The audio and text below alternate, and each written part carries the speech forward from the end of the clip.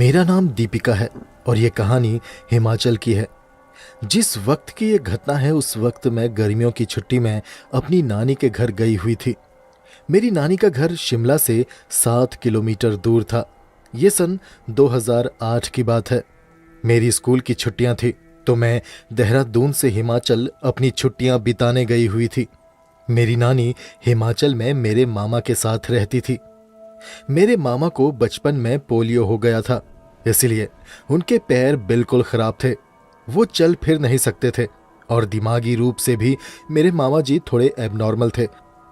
हमने कई बार उन्हें देहरादून हमारे साथ आकर रहने के लिए कहा, मगर नानी ने अपने घर को छोड़ने के लिए साफ मना कर दिया और बोली कि गांव के हवा पानी की वजह से ही वो जिंदा है। शहर के भीड़ भाड़ में उससे रहा नहीं जाएगा, जो कि सही बात थी। खैर, हम ही हर छुट्टी में नानी से मिलने पहुंच जाते थे। 2008 की बात है। मैं उस वक्त 13 साल की थी। हमेशा की तरह मैं नानी के घर आई हुई थी। मेरी नानी का घर 2 मंजिला था और मैं सबसे ऊपर वाले कमरे में रहती थी। एक रात मैं कमरे में अकेली सोई हुई थी। मेरी मम्मी नीचे वाले कमरे में नानी के साथ सोई हुई थी। मेरे मामा जिन्हें पोलियो था वो भी उसी कमरे में अपने बिस्तर पर पड़े रहते थे। एक रात करीब आधी रात में मुझे ऐसा महसूस हुआ जैसे कोई नीचे वाले कमरे से सीढ़ियां चढ़ते हुए ऊपर आ रहा हो। मैंने कंबल से मुंह बाहर निकाल के उस आवाज को गौर से सुना। हाँ, सच में कोई सीढ़ियां चढ़कर ऊपर आ रहा था। सीढ़ियां लकड़ी की बनी हुई थी, इसलिए वजन पड़ते ही वो लकड़ियां आवाज करने लगती। मगर वो आवाज ऐसी नहीं थी जैसे कोई नॉर्मल आदमी उसमें चढ़ रहा हो, बल्कि ऐसी आवाज थी जैसे कोई बड़ी मुश्किल से उन सीढ़ियों में चढ़ रहा हो, रुक रुक कर। मैं जानती थी कि वो मम्मी या नानी नहीं हो सकती, क्योंकि वो आती तो मुझे आवाज देते हुए आती, ऐसे खामोशी से नहीं आती। और वो मेरे मामा जी नहीं हो सकते थे, क्योंकि मेरे मामा जी चल फिर नहीं सकते थे। वो कदमों की आवाज एकदम मेरे कमरे के दरवाजे के बाहर आकर रुक गई।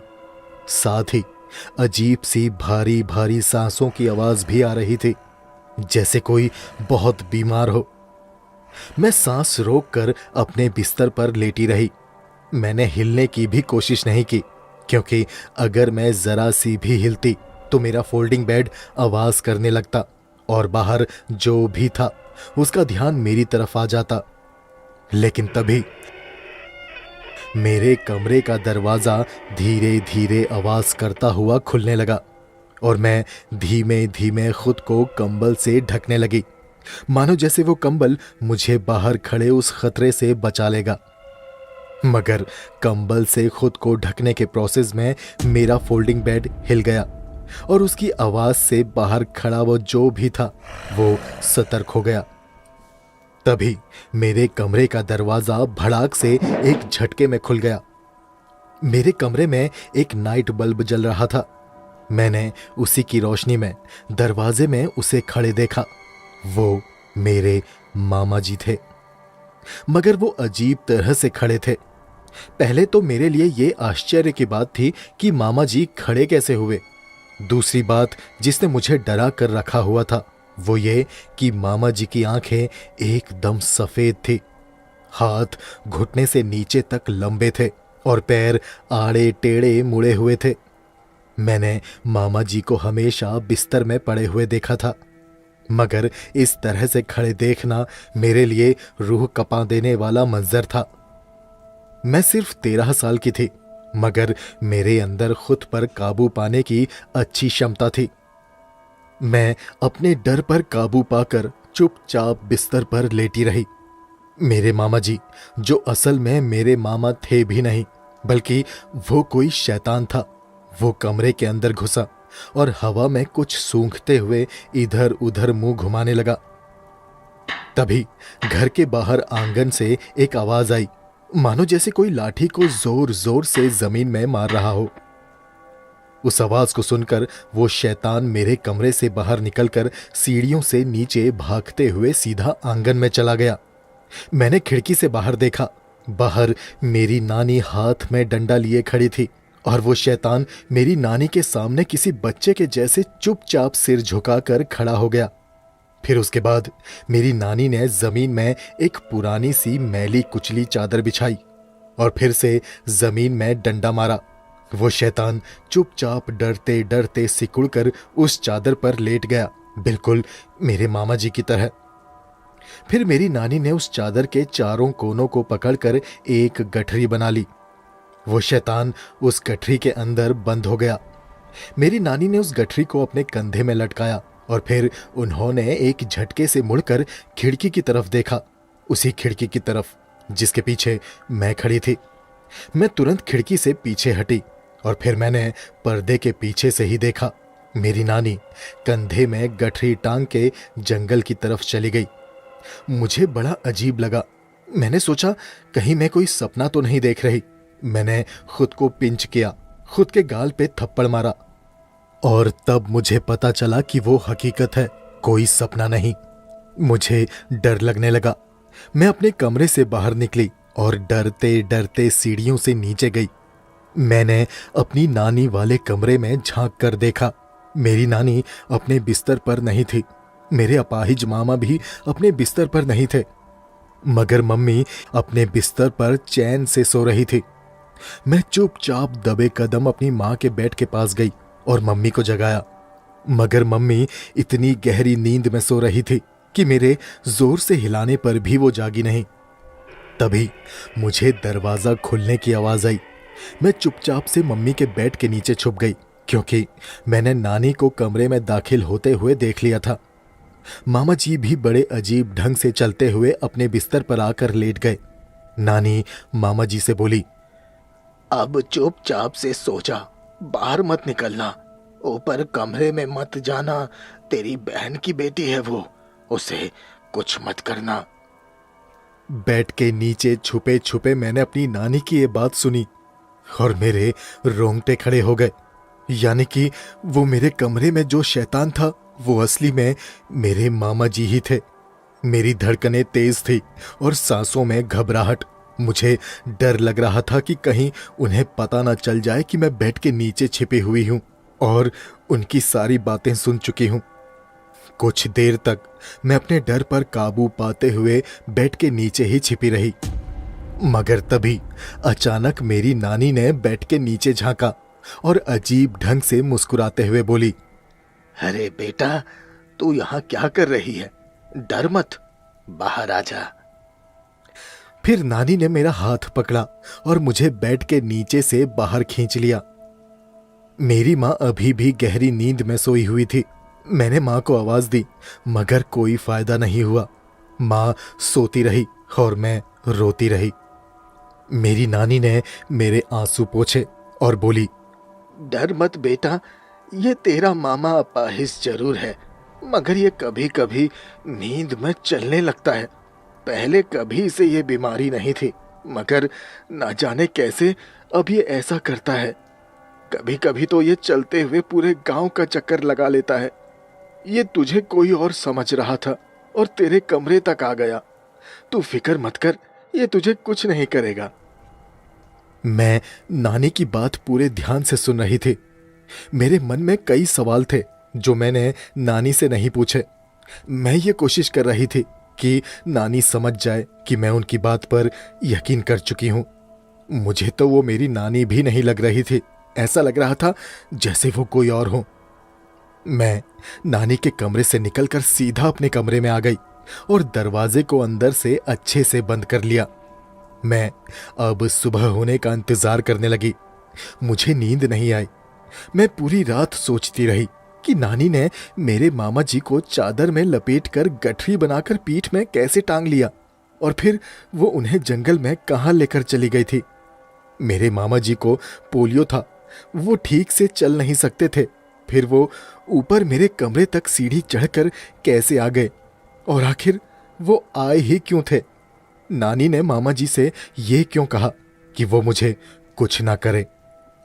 इन्हीं सारे सवालों में उलझे हुए कब मेरी आंख लग गई पता ही नहीं चला, और जब सुबह मेरी आंख खुली तब घर में कोहराम मचा हुआ था। नानी और मामा जी का कहीं कोई अता पता नहीं था। कुछ लोग कह रहे थे कि उन्हें बाघ ले गया है। कुछ बोल रहे थे कि वो पहाड़ से नीचे नदी में गिरकर मर गए हैं। मुझे कुछ समझ नहीं आ रहा था। मैंने माँ से पूछा। माँ ने बताया कि नानी और मामा जी सुबह से गायब हैं। नानी रोज सुबह मामा जी को सैर पर लेकर जाती थी, पर आज वो दोनों वापस नहीं आए। सब जगह ढूंढ लिया मगर वो कहीं नहीं मिले।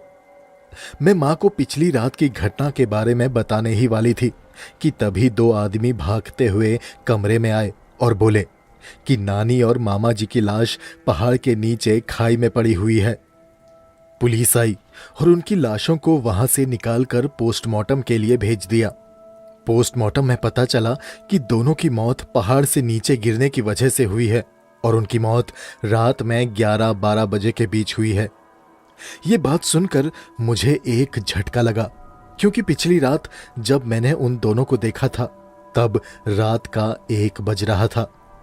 पोस्टमार्टम में यह भी पता चला कि नानी के दोनों गुर्दे पूरी तरह से खराब हो चुके थे। शरीर के अंदर एक बड़ा ट्यूमर भी था। नानी जल्द ही मरने वाली थी। गांव में ये बात फैल गई कि नानी ने ही मामा जी को पहाड़ से नीचे धक्का देकर मारा है और खुद भी पहाड़ से नीचे कूदकर अपनी जान दे दी, क्योंकि नानी जानती थी कि उनके मरने के बाद मामा जी की कोई उस तरह से देख रेख नहीं कर पाएगा जैसे नानी खुद करती थी। अब मुझे सब समझ आ गया था। जिन्हें मैंने देखा था वो नानी और मामा जी का भूत था। मामा जी मुझे देखने मुझसे मिलने आए थे, पर तभी नानी ने मामा जी को घर से बाहर बुलाकर एक चादर में लपेटा और कंधे में टांग कर वहां से चली गई। लेकिन जब उन्हें पता चला कि मैं डर रही हूं तो उन्होंने वापस आकर मुझे शांत किया और मुझे वापस मेरे कमरे में भेज दिया। उनका इरादा मुझे डराना नहीं था, लेकिन उस घटना से मुझे एक माँ का दिल समझ आ गया कि अपाहिज बेटे की देख रेख एक माँ से बेहतर कोई नहीं कर सकता। नानी ने अपने बेटे को सिर्फ इसलिए मार डाला ताकि वो किसी पर बोझ ना बने और ना ही लोग उसे दुत्कार से, घृणा से देखें। माँ का दिल भगवान के दिल के समान होता है। अगर ये बात सच्ची है तो कमेंट में आई लव यू मॉम जरूर लिखें। चलिए बढ़ते हैं अगली कहानी की तरफ। मेरा नाम कमला है और ये सन 1994 की बात है। मैं तब गढ़वाल के चमोली जिले के एक छोटे से गांव में रहती थी। असल में वो मेरा ससुराल था। मेरी शादी को तब तक 3 साल हो चुके थे, मगर मेरा कोई बच्चा नहीं था। मेरी सास रोज ताने मारा करती थी कि बच्चा नहीं हो रहा, खानदान को वारिस नहीं दे सकती। इन्हीं रोज रोज के तानों से परेशान होकर एक दिन मैं घर से भाग गई और जंगल में जाकर छुप गई। मेरे ससुराल के पीछे एक घना जंगल था। मैं पहले कभी उस जंगल में नहीं गई थी, लेकिन उस दिन अपने ससुराल वालों को मजा चखाने के लिए मैं उस जंगल में चली गई और वही मेरी सबसे बड़ी भूल थी। वो जंगल भूतिया था। ये मैंने पहले भी सुना था मगर मैं यकीन नहीं करती थी। मगर उस दिन मेरे साथ जो घटा उसके बाद तो मैं पक्के यकीन के साथ कह सकती हूं कि वो जंगल भूतिया है। मैं जब जंगल में घुसी तब तक सब कुछ ठीक था। मैं एक पेड़ के नीचे पत्थर के ऊपर बैठ गई। तभी मुझे कुछ दूरी से किसी औरत की दबी हुई रोने की आवाज आई। मैंने पलट के उस तरफ देखा जिधर से वो आवाज आ रही थी। मैंने देखा एक औरत एक पेड़ का चक्कर लगा रही थी और धीमे धीमे रो रही थी। उस औरत ने एक धोती पहनी हुई थी जैसे गांव की औरतें पहनती हैं, बिल्कुल वैसी ही। उसकी उम्र करीब 25 के आसपास रही होगी। उसकी कमर में रस्सी बंधी हुई थी और हाथ में एक गंडा सा था। उसे देखकर लग रहा था जैसे वो जंगल में लकड़ी काटने आई हो। पर मैं हैरान थी कि अगर ये लकड़ी काटने आई है तो फिर ये पेड़ के चारों ओर चक्कर क्यों लगा रही है, सीधे पेड़ में चढ़कर लकड़ी क्यों नहीं काट रही। वो उस गांव की औरत नहीं थी। मैं 3 साल से उस गांव में थी, लेकिन मैंने पहले कभी उस औरत को वहां नहीं देखा था। एकाएक वो औरत रुकी और सिर उठाकर पेड़ की चोटी की तरफ देखने लगी और बस कुछ देर तक उसी तरह खड़ी रही। मुझे लगा वो कुछ तो हरकत करेगी, मगर वो उसी तरह खड़ी रही बिना हिले डुले। मैं उससे कुछ दूरी पर खड़ी थी और उसे भनक तक नहीं थी कि कोई उसे ये सब करता हुआ देख रहा है। तभी एकाएक वो औरत उस पेड़ को देखकर रोने लगी। अजीब ढंग से रोते हुए वो उस पेड़ के तने पर अपना सिर मारने लगी। और यहां पर मैंने उसे आवाज देने की गलती कर दी। मैंने कहा, क्या हुआ दीदी, क्यों रो रही हो? मेरी आवाज सुनते ही उस औरत ने एक झटके से गर्दन घुमाकर मेरी तरफ देखा। पेड़ के तने पर सिर मारने की वजह से उसका माथा अंदर को घुसा हुआ सा, पिचका हुआ सा दिखाई दे रहा था, जिसकी वजह से उसका चेहरा बेहद भयानक दिखाई दे रहा था। मगर उसके माथे पर कोई घाव नहीं था, ना ही खून। वो मेरी तरफ देखती रही। उसकी एक आंख की पुतली ऊपर नीचे दाएं बाएं होती जा रही थी, बहुत ही तेजी से। मगर उसकी दूसरी आंख ठीक मेरे ऊपर ही टिकी हुई थी। ये सब दिन के उजाले में हो रहा था। एकाएक वो औरत चीखते हुए, भागते हुए मेरी तरफ आई। मैं भी चीखते हुए जंगल से बाहर की तरफ भागी। भागते भागते मेरा पैर एक पत्थर से टकराया और मैं ढलान में लुढ़कते हुए उस जंगल की बाउंड्री वॉल पर पहुंची। मेरी चीख सुनकर मेरा पति मुझे ढूंढता हुआ वहां आ पहुंचा था। उसने मुझे डांटा कि मैं उस जंगल में क्यों आई, मुझे वहां नहीं आना चाहिए था। मैंने पलटकर जंगल की तरफ देखा, वो औरत अब वहां नहीं थी। उसके बाद मेरा पति मुझे घर ले आया। मैंने उसे उस जंगल की उस औरत के बारे में बताया। वो मेरी बात को ऐसे सुन रहा था जैसे उसे भी उस औरत के बारे में मालूम हो। वो उस औरत की कहानी जानता था। तब उसने मुझे बताना शुरू किया। बहुत साल पहले उस गांव में एक औरत थी। वो एक दिन उस जंगल में लकड़ियां काटने गई। वो अपने 3 साल के बेटे को भी अपने साथ उस जंगल में लेकर गई थी। जब वो लकड़ियां बीन रही थी, तब उसका बेटा एक पेड़ के पास बैठकर खेल रहा था। खेलते खेलते वो बच्चा उस पेड़ के ऊपर चोटी की तरफ देखते हुए रोने लग गया और जिद करने लगा। उसकी मां ने उससे पूछा कि क्या हुआ, रो क्यों रहा है? तब उसके बेटे ने पेड़ के ऊपर चोटी की तरफ इशारा करते हुए कहा कि उसे वो चाहिए। उसकी मां ने ऊपर पेड़ की तरफ देखा। वहां पर एक स्यूता लगा हुआ था। स्यूता चीड़ के पेड़ में लगने वाले फल को कहते हैं, जिसके अंदर से पाइन नट्स या चिलगोजा निकलता है। बच्चे ने उसे खाने की जिद की। उस मां के लिए उस पेड़ को चढ़ पाना मुश्किल था। उसने कैसे तो करके अपने कमर से रस्सी खोलकर उस पेड़ की सबसे नीचे वाली एक टहनी की तरफ उछाली और रस्सी उस टहनी से उलझकर कस गई। फिर वो औरत उस रस्सी के सहारे उस पेड़ में चढ़ी। उसके बाद ऊपर की टहनियों पर चढ़ना आसान था, इसलिए उस औरत ने रस्सी का छल्ला बनाकर अपने गले में डाल लिया और पेड़ में चढ़ते हुए सबसे ऊपर की टहनी तक पहुंच गई। वहां 2 बड़े बड़े स्यूते लटके हुए थे, वही चीड़ के फल। उस औरत ने वो फल तोड़कर नीचे गिरा दिए। उसका बच्चा उन्हें पाकर बहुत खुश हुआ और अपनी मां को नीचे उतरने को बोलने लगा। उसकी मां बोली, रुक जा, आती हूं, थोड़ा रुक। तभी वो जिस टहनी के ऊपर खड़ी थी वो टहनी टूट गई और वो औरत गिर गई। उसके गले की रस्सी एक दूसरी टहनी से उलझ गई और वो रस्सी उस औरत की गर्दन पर कस गई। वो औरत छटपटाने लगी। उसका गला उस रस्सी में कसने लगा। वो बहुत जोर जोर से अपने पैर छटपटाने लगी और तभी वो टहनी भी टूट गई जिसमें उसके गले की रस्सी उलझी हुई थी। वो औरत उस टहनी समेत धड़ाम से नीचे आ गिरी। नीचे गिरते ही उसका माथा एक पत्थर पर लगा और उसके बाद वो औरत नहीं उठी। बच्चा रोता बिलखता अपनी मां को उठाने लगा, मगर वो औरत मर चुकी थी। 3 साल का वो बच्चा रोता हुआ कैसे तो करके वापस अपने घर पहुंचा। तब घर के बाकी लोग उस जंगल में गए। वहां वो औरत उन्हें मरी हुई मिली।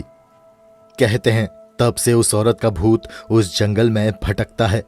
कई लोगों ने उस औरत को उसी पेड़ के पास रोते हुए, चक्कर लगाते हुए देखा है।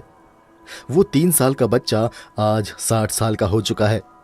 अपनी मां की मौत की कहानी उसी ने सबको बताई कि कैसे एक फल को खाने की उसकी एक जिद ने उसकी मां को उससे छीन लिया।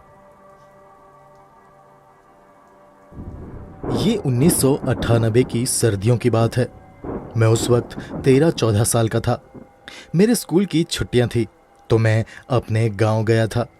मेरे गांव में मेरे 2 बड़े भाई रहते थे, दादी के साथ, और मैं हल्द्वानी में मम्मी पापा के साथ रहता था। और छुट्टियों में ही मैं अपने गांव जा पाता था। उस वक्त हमारे गांव वाले घर में टीवी नहीं था। मेरे दोनों बड़े भाई टीवी देखने के लिए गांव में ही एक मामा जी के घर जाया करते थे और रात आधी रात में ही वापस आते थे। मैं जिद करता था साथ जाने के लिए, मगर मेरे बड़े भाई मुझे नहीं ले जाते थे। फिर एक दिन गांव के सभी लड़कों ने पैसे मिला के किराए में वीसीआर लाने का प्रोग्राम बनाया। गांव में वीसीआर लाया गया और 3 फिल्मों की कैसेट भी लाई गई, जिसमें थी कुछ कुछ होता है, बड़े मियाँ छोटे मियाँ और दूल्हे राजा। वीसीआर लगाया गया था हमारे गांव के प्राइमरी पाठशाला के मास्टर जी के घर पर। वही हमारे मामा भी लगते थे। उनके घर पर ओनिडा का एक बड़ा कलर टीवी था। उनका घर हमारे घर से काफी दूर था, मगर उनके घर तक जाने के लिए हमें कई सीढ़ी नुमा खेत उतरने पड़ते थे। एक छोटी नदी और खेतों के बीच बनी पगडंडी और एक आम का बगीचा क्रॉस करना पड़ता था। उनके घर तक पहुंचने में हमें 15 मिनट लगते थे। उस रात गांव के सभी लोग मास्टर जी के घर पर इकट्ठा हुए। गांव के सभी लड़के वहां मौजूद थे। उस रात मेरे बड़े भाई मुझे भी अपने साथ लेकर गए थे। मेरी ही तरह मेरा दोस्त दीपू भी वहां मौजूद था। अब दीपू के बारे में थोड़ा बता दूं, क्योंकि ये कहानी दीपू से ही संबंधित है। दीपू एक सीधा सादा शांत स्वभाव का लड़का था, अपने माँ बाप का इकलौता। उसकी उम्र मेरी उम्र जितनी थी, करीब 13-14 साल की। उस रात उसके पिता शराब के नशे में उसकी माँ के साथ गाली गलौज और मारपीट कर रहे थे, जो कि रोज की ही बात थी। दीपू के पड़ोस में रहने वाला एक लड़का, जो कि मेरे बड़े भाइयों का दोस्त था, वो दीपू को अपने साथ वीसीआर में फिल्म देखने के लिए ले आया, ये सोचकर कि आखिर उसके माँ बाप के झगड़ों में दीपू का क्या काम। इसलिए दीपू भी फिल्म देखने आ गया था, लेकिन उसके चेहरे में उदासी छाई हुई थी। शायद वो अपने घर के झगड़ों से परेशान था। खैर, रात के करीब 9 बजे पहली फिल्म दूल्हे राजा लगाई गई। सभी फिल्म देखने में मग्न और खुश थे, मगर दीपू अभी भी उदास बैठा हुआ था। दूल्हे राजा के बाद टीवी और वीसीआर को ठंडा होने देने के लिए बंद कर दिया गया। तब मैं दीपू के पास गया और बोला, चल बाहर चलते हैं। मैं और दीपू बाहर आए। बाहर आंगन में एक बल्ब टिमटिमा रहा था। हम उसी की रोशनी में आंगन के बाहर एक खेत के पास खड़े होकर सुसु करने लगे। तब मैंने दीपू से पूछा, क्या हुआ भाई, इतना उदास क्यों है? तुझे पिक्चर अच्छी नहीं लगी क्या? कितनी कॉमेडी है पिक्चर में, सब हंस रहे हैं, लेकिन तू ही नहीं हंस रहा। क्या बात है, बता। तब दीपू ने कहा, यार आज पापा ने बहुत शराब पी रखी है और वो मम्मी पे आज गुस्सा भी बहुत हो रहे थे। पता नहीं क्यों आज मुझे डर लग रहा है, कहीं मम्मी को कुछ हो गया तो। मैंने दीपू से कहा, अबे चल छोड़ ना यार, ये तो तेरे पापा का रोज का नाटक है। वो अब तक तो सो गए होंगे, भूल जा और पिक्चर देख। उसके बाद दूसरी और तीसरी फिल्म भी लगाई गई। करीब सुबह के 4 बजे तक तीनों फिल्में देखने के बाद हम सभी अपने घर जाने लगे। आधे रास्ते तक तो दीपू हमारे साथ ही आया और फिर नदी को क्रॉस करने के बाद दीपू के घर का रास्ता अलग हो जाता था, तो दीपू अपने रास्ते चल दिया। हमारे घर के लिए जो रास्ता जाता था वो चढ़ाई वाला रास्ता था, तो मैं अपने दोनों भाइयों के साथ हाथ में टॉर्च लिए अपने घर के लिए चल दिया। हमारा घर ऊंचाई में था और वहां से सारा गांव दिखाई देता था। हमारे घर के पीछे एक घना जंगल था। हमारे घर के आसपास दूसरा और कोई घर नहीं था। हम वहां पर एकदम अकेले रहते थे। अब यहां से कहानी को थोड़ा ध्यान से सुनना। घर पहुंचकर हम तीनों भाइयों को टॉयलेट जाना था। हम तीनों को ही जोर की लगी हुई थी। मेरा एक बड़ा भाई टॉयलेट में घुसा हुआ था और मैं बाहर खड़ा होकर उसके बाहर आने का इंतजार कर रहा था। हमारा टॉयलेट घर से बाहर आंगन के कोने में था। जब मैं बाहर खड़ा होकर इंतजार कर रहा था, तब मैंने सफेद साड़ी पहने हुए एक औरत को ऊपर जंगल की तरफ जाते हुए देखा। उसके हाथ में एक गठरी थी। हमारे घर के बगल से ही एक रास्ता ऊपर जंगल में जाता था, जहां दिन के वक्त लोग अपने मवेशियों को घास चराने के लिए ले जाते थे। वो सफ़ेद साड़ी वाली औरत उसी जंगल की तरफ जा रहे थे और वो बहुत धीमे धीमे रो रही थी। मेरे हाथ में टॉर्च थी तो मैंने टॉर्च जलाकर उसकी रोशनी उस औरत के ऊपर डाली। तब मैंने देखा कि वो औरत दीपू की मम्मी थी। वो सिसक सिसक कर रो रही थी और फिर आंसू पोंछते हुए वो जंगल में चली गई। मैं उन्हें देखकर यही सोच रहा था कि आखिर काकी इतनी रात में जंगल क्यों जा रही थी। मैं दीपू की मम्मी को काकी बुलाता था। तभी हमारे टॉयलेट का दरवाजा खुला। भाई बाहर आया। मैंने वापस जंगल की तरफ देखा। अब मुझे दीपू की मम्मी दिखाई नहीं दे रही थी। वो अंधेरे में उस जंगल में गायब हो चुकी थी। मैं टॉयलेट में घुसा और फ्रेश होकर कमरे में जाकर सो गया। रात भर का जगा होने के कारण मुझे तुरंत ही नींद आ गई और जब मेरी नींद खुली तब तक दोपहर के 12 बज चुके थे। मैं तुरंत उठा और आंगन में जाकर लोटे से मुंह धोने लगा। मुंह धोते वक्त मेरी नजर नीचे गांव की तरफ गई। मैंने देखा कि दीपू के घर पर पुलिस आई हुई थी और गांव के लोग भी जमा थे। दीपू का घर हमारे घर से काफी दूर था, मगर हमारा घर पहाड़ी के टॉप पर था तो वहां से दीपू का घर साफ दिखाई देता था। दीपू के घर पर काफी भीड़ लगी हुई थी। मेरी मम्मी और दादी भी आंगन में खड़े होकर दीपू के घर की तरफ ही देख रहे थे। मेरी मम्मी ने दादी से पूछा कि वहां क्या हुआ है। तब मैंने दादी को कहते हुए सुना कि कल रात दीपू की मां ने घर के पीछे एक आम के पेड़ से लटककर खुद को फांसी लगा ली है। ये बात सुनकर मेरे हाथ से पानी का लोटा नीचे गिर गया। मैं हैरान था क्योंकि सुबह 4 बजे ही तो मैंने दीपू की मम्मी को ऊपर जंगल की तरफ जाते हुए देखा था। मैंने मम्मी और दादी को ये बात बताई तो मम्मी और दादी बोले कि मैंने कोई सपना देखा होगा क्योंकि दीपू की मां तो रात में ही मर गई थी। लेकिन मुझे अच्छे से याद है कि मैंने दीपू की मां को ही ऊपर जंगल की तरफ जाते हुए देखा था, वो भी एकदम साफ साफ। उस दिन के बाद से दीपू और मेरी मुलाकात कभी नहीं हुई क्योंकि उसकी मां की मौत के बाद वो अपने ननिहाल चला गया था। उसकी मां के मरने के कुछ दिनों के बाद उसके पिताजी भी मर गए। उसके पिता की मौत एक रहस्य है क्योंकि उसके पिता की लाश गांव के नदी में कटी फटी हालत में मिली थी। उन्हें किसने मारा इसका किसी को भी पता नहीं चल सका। दीपू का अपना कहने को इस दुनिया में सिर्फ उसकी नानी ही बची थी। अपने ननिहाल में ही रहकर दीपू ने अपनी पढ़ाई पूरी की और बीएड करने के बाद आज वो एक सरकारी टीचर बन गया है। आज वो एक अच्छा जीवन जी रहा है। हमारी कभी कभी फोन में बात हो जाती है। मैंने ये कहानी सुनाने से पहले दीपू से इस बात की परमिशन ली थी। उसे इस कहानी से कोई आपत्ति नहीं थी। इस कहानी की सभी बातें सच्ची हैं सिवाय दीपू के नाम के। दीपू का असली नाम कुछ और है। जिस गांव की ये कहानी है उस गांव में हमारा घर अब काफी टूट फूट चुका है। जब कभी मैं वहां जाऊंगा तो वहां की वीडियोस जरूर शेयर करूंगा। उसी गांव को ध्यान में रखते हुए मैंने ढेरों कहानियां लिखी हैं। बिशन सिंह ड्राइवर की सस्पेंस हॉरर कहानी भी उसी गांव की है, उसे भी जरूर सुनिएगा। लिंक डिस्क्रिप्शन में दिया है। अगर ये कहानी आपको अच्छी लगी तो इस वीडियो को लाइक जरूर कीजिएगा और अगर अभी तक आपने चैनल को सब्सक्राइब नहीं किया तो सब्सक्राइब कर लीजिएगा। मेरे चैनल में इसी तरह की कई और दिलचस्प कहानियां हैं, उन्हें भी ज़रूर सुनिएगा। मुझे और इस कहानी को यहाँ तक सुनने के लिए आपका धन्यवाद।